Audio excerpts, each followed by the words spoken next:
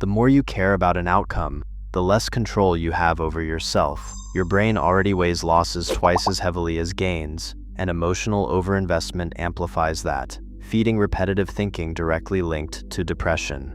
Most people hear detachment and think coldness, but the power of detachment changes everything, not by making you feel less, but by restoring control. The question is why so few people can actually do it.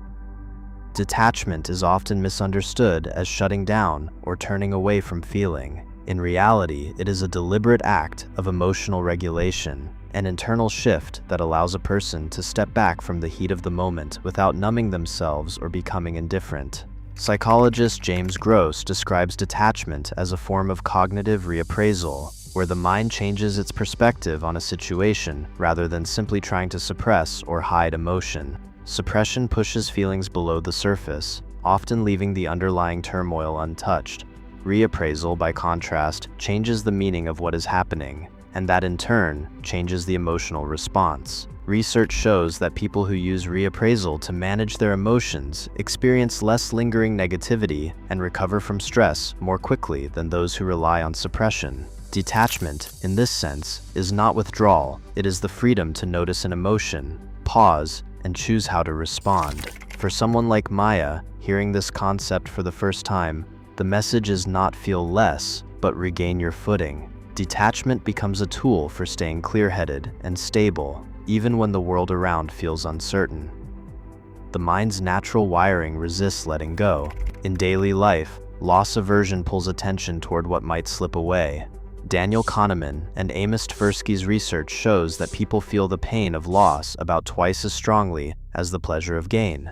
This bias shapes decisions, making it hard to release even small disappointments. A message left unread, a missed invitation, a fading opportunity. Alongside this, rumination keeps the mind circling the same distress. Susan Nolan Hoeksema's work found that those who ruminate are more likely to develop depression, with risk rising by over 1/3. The brain's default mode network lights up as it replays old worries, trapping attention in a loop that blocks perspective. Maya, caught in her own thought spiral, finds herself replaying conversations and imagined outcomes, unable to step back. This is not a personal failing, but a feature of how the mind protects itself. By clinging to what hurts, it tries to solve the unsolvable. Yet this very process makes detachment feel unnatural, even impossible, setting up an internal struggle between wanting relief and being pulled back into the same mental grooves. Attachment theory offers a lens for understanding why letting go is so difficult. John Bowlby's work traced the roots of emotional regulation back to early bonds, shaping how people respond to closeness and separation throughout life. Those with a secure attachment style tend to trust that support will be available, which allows for a flexible approach to stress. They can step back when needed without fearing abandonment. In contrast, an anxious attachment style fuels a constant search for reassurance. Michelinser's research shows that this hyperactivation, clinging, overthinking, and needing immediate answers makes it harder to regulate emotion and nearly impossible to detach from distress. The mind becomes preoccupied with potential loss, scanning for signs of rejection or disappointment. Internal working models built in childhood quietly guide adult reactions, often outside of awareness. For Maya, these patterns shape her sense of safety in relationships, coloring how she experiences every pause or unanswered message. The result is a relational template that can either support or undermine the practice of healthy detachment, not just in love, but in every domain where connection matters. Maya wakes to the familiar glow of her phone, heart racing before her feet touch the floor. A single unread message, her partner's reply hours late, sends her mind spinning. She replays last night's conversation, searching for a hint of disapproval, as if each word could tip the balance of the relationship. The need for reassurance becomes a quiet ache, shadowing every moment. At work, Maya's world narrows to a series of urgent requests and silent expectations. She answers emails late into the evening, convinced that missing a deadline will expose her as unworthy. The pressure mounts, yet the praise she craves never feels like enough. Maslach's research on burnout shows that nearly a third of workers and over half of nurses reach clinical levels of exhaustion and depersonalization.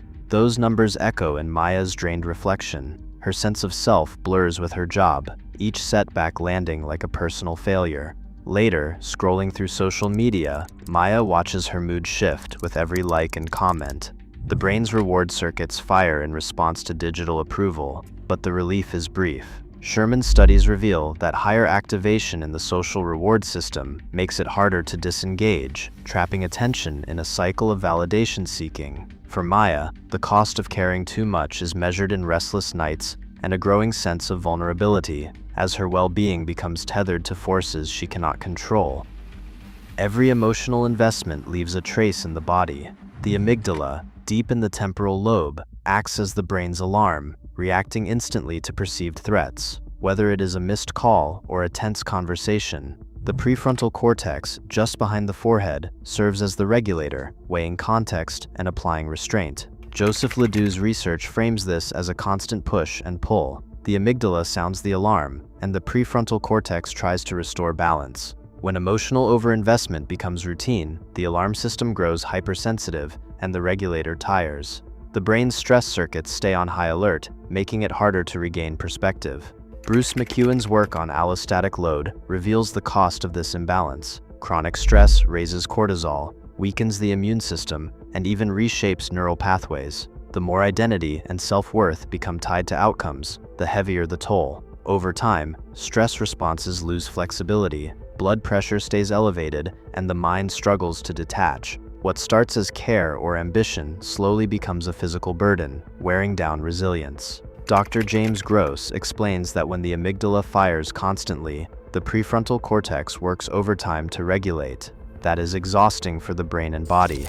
Detachment is not shutting down, it is letting the mind and body reset, so actions come from clarity, not compulsion. Detachment, then, is self-preservation, a way to restore the body's capacity to adapt and recover. A clinician sits across from Maya, outlining a set of tools, not as quick fixes, but as practical ways to reclaim agency in the middle of emotional storms. The first is acceptance, drawn from acceptance and commitment therapy. Instead of fighting every feeling, Maya learns to recognize thoughts and emotions as passing events, not facts that demand a reaction. This acceptance anchor creates space between stimulus and response. Next comes distress tolerance, a skill from dialectical behavior therapy. Here the focus shifts to writing out discomfort without impulsive action, whether that means taking a cold glass of water, holding ice in the palm, or simply counting breaths until the urge to react softens. The boundary test follows.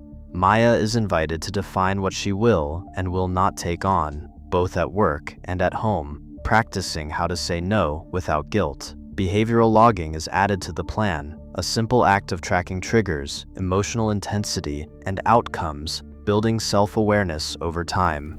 Finally, the observer cue, a brief research-backed instruction to watch difficult moments as if from a distance. Studies show that even a 30-second observer cue can lower physiological arousal, offering a reset for the nervous system. Each tool is evidence-based, portable, and designed to work in the real world, not just in theory. The goal is not to eliminate feeling, but to restore choice, so that Maya can engage with life from a place of clarity and calm rather than compulsion.